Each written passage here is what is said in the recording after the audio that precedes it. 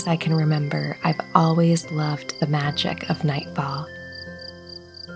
As twilight descends and the last light of day melts into the horizon, it's like watching another world come to life right before my eyes, a land of silver starlight and indigo sky.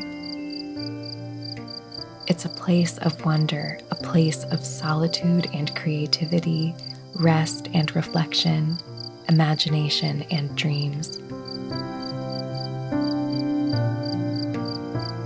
The nights are so special this time of year. Fireflies dance under the sparkling stars, and the songs of crickets are carried on the gentle breeze.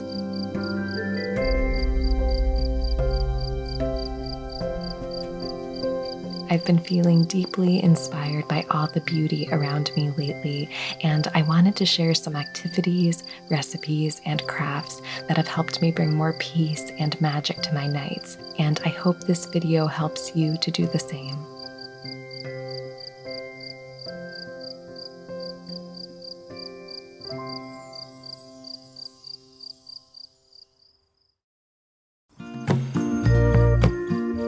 One of the things I enjoy the most about nighttime is the comforting glow of candles and warm lights in the dark, and pressed flower fairy lanterns are one of my favorite ways to illuminate my space with a little extra whimsy.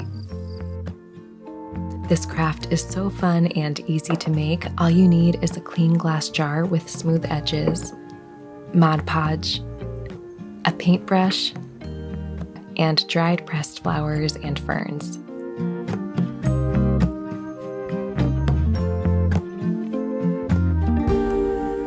To get started, I'm brushing a layer of Mod Podge onto one side of the jar. Then I'm arranging the flowers and ferns, and then sealing them with a thin layer of Mod Podge on top.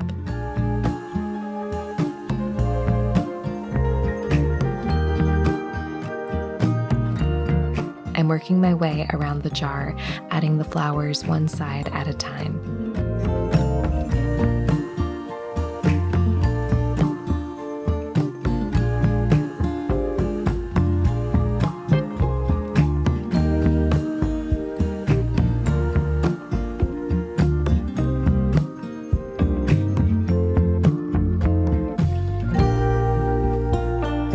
Then I'm brushing a final coat of Mod Podge over the jar to seal it and leaving it to dry completely.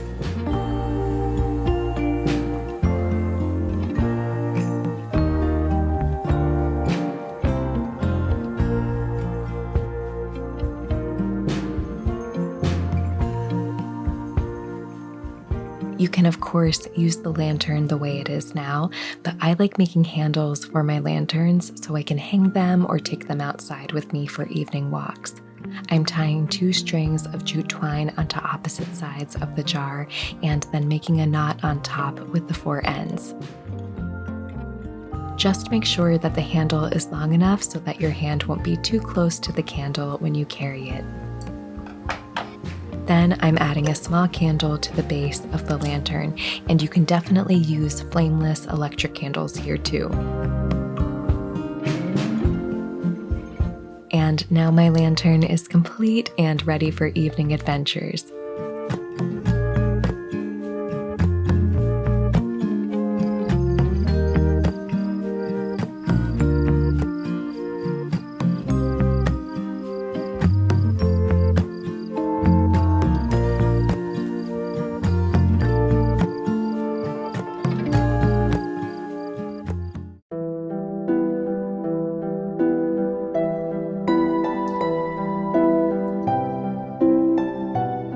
I recently started a moon journal, and it's been one of my favorite ways to keep a record of my life, dreams, and experiences through the phases of the moon. In my journal, I like to track the lunar cycle and then focus on specific topics during each phase. For example, since the full moon is often associated with completion and clarity, I like to reflect on the things I'm proud of myself for accomplishing and what I'm grateful for at this part of the moon phase. during the new moon, a time of new beginnings, I like to focus on my intentions and goals for the month ahead. There are so many wonderful resources and moon journaling prompts online if this is something you're interested in, but I highly recommend keeping a dedicated nighttime journal for anything in general you'd like to write about. I find I'm often in a very different headspace at night than during the day, so I really like having a separate, dedicated space for those thoughts. I've also been keeping my moon journal by my bed to record my dreams and write down any midnight musings, thoughts, or creative ideas I might have as I'm drifting off to sleep.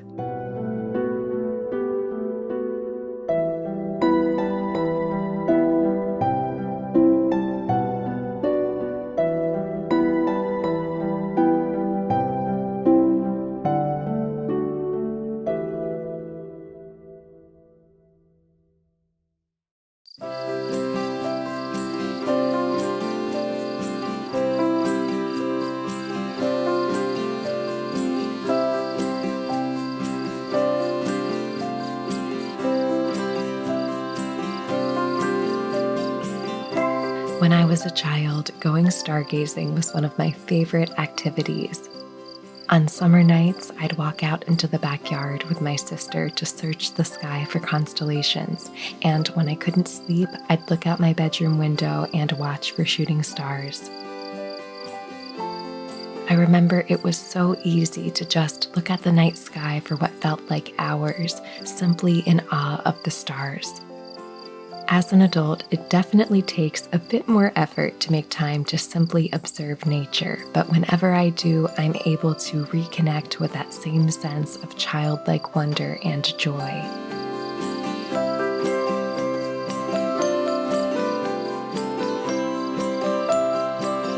Stargazing is also such a fun activity for a date night or evening with friends. Alex and I are always looking for more ways to spend quality time together without screens and distractions, and our time in nature always helps us stay present and in the moment.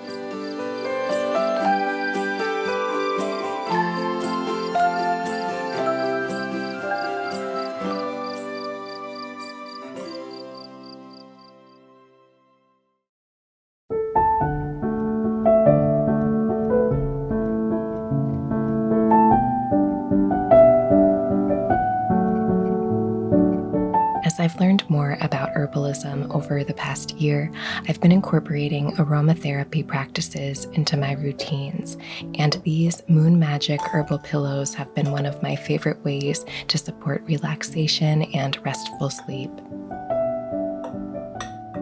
To get started, I'm adding about half a cup of dried lavender and half a cup of dried chamomile to a small bowl. Then I'm adding a few drops of lavender essential oil and mixing everything together until it's completely combined.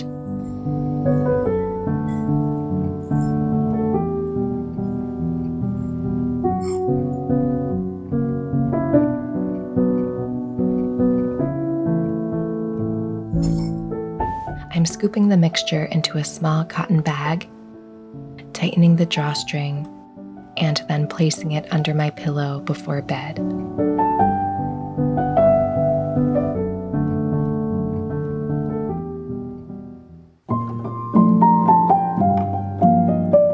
If you're feeling crafty, you can even make your own decorated pillow to fill with the herbs. I found a great crochet tutorial for the cutest little crescent moon pillows, and I will link it below in case you'd like to follow it.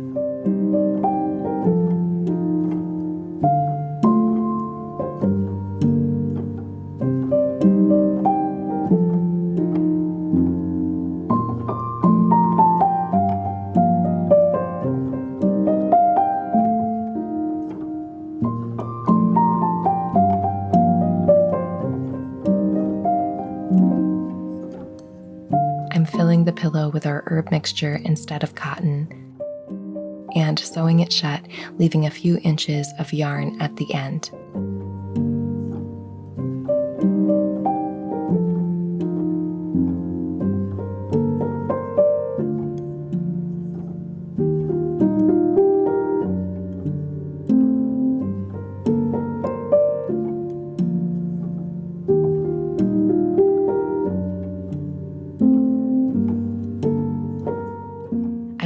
add some sparkle to my pillow, so I decided to use gold thread to embroider stars onto the front.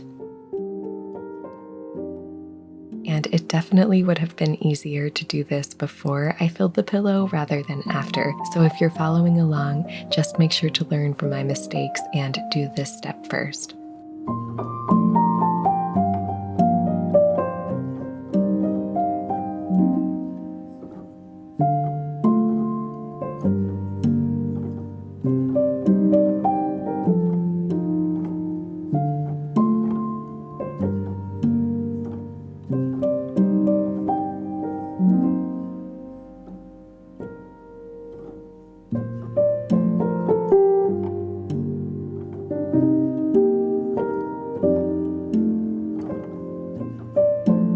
You can either place this under your pillow or you can use the extra length of yarn to hang it above your bed like I did. These Moon Magic herbal pillows smell so soothing. They've been wonderful for helping me relax before I go to sleep.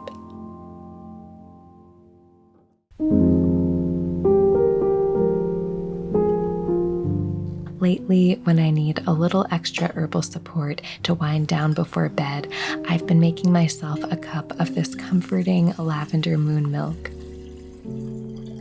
Moon milk is rooted in Ayurvedic traditions where warm milk with different blends of herbs and spices are used to help calm the mind and support restful sleep. In this recipe, lavender is the star ingredient. It always helps me feel more relaxed and ready for sleep, but feel free to add a scoop of reishi powder or any other sleep-supporting adaptogen to this recipe if you like. I'm starting by brewing 1 teaspoon of lavender and a couple of butterfly pea flowers for color in about 4 ounces of boiling water and letting it steep for 10 to 15 minutes.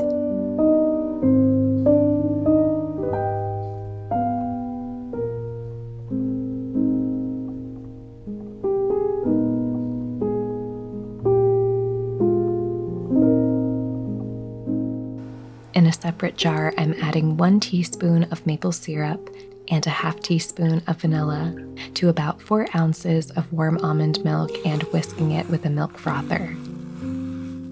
Then I'm mixing together the lavender tea and the milk and decorating the top with some dried corn flowers for garnish. This drink is so comforting, and it's become one of my favorite parts of my evening routine as of late.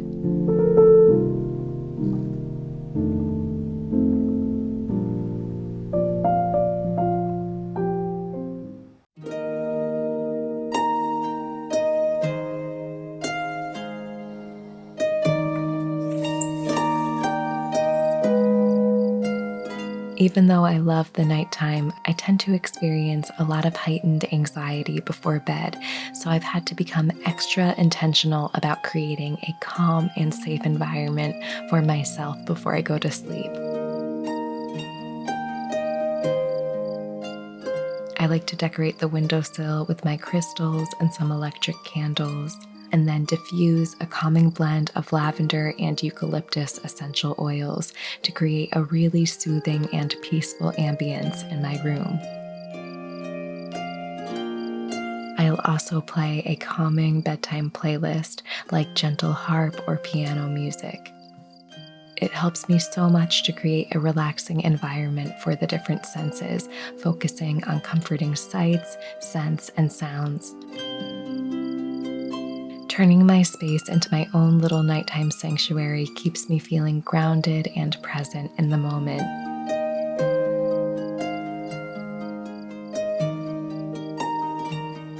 Once I'm feeling settled and at peace, it's time for some nighttime reading before bed.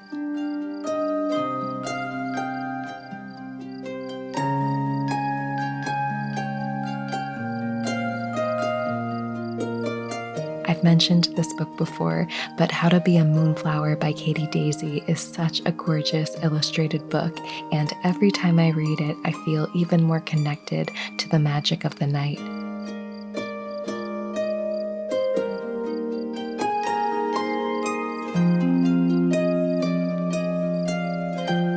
She shares so many wonderful ideas for evening adventures and beautiful illustrations of everything from constellations to nocturnal plants and animals.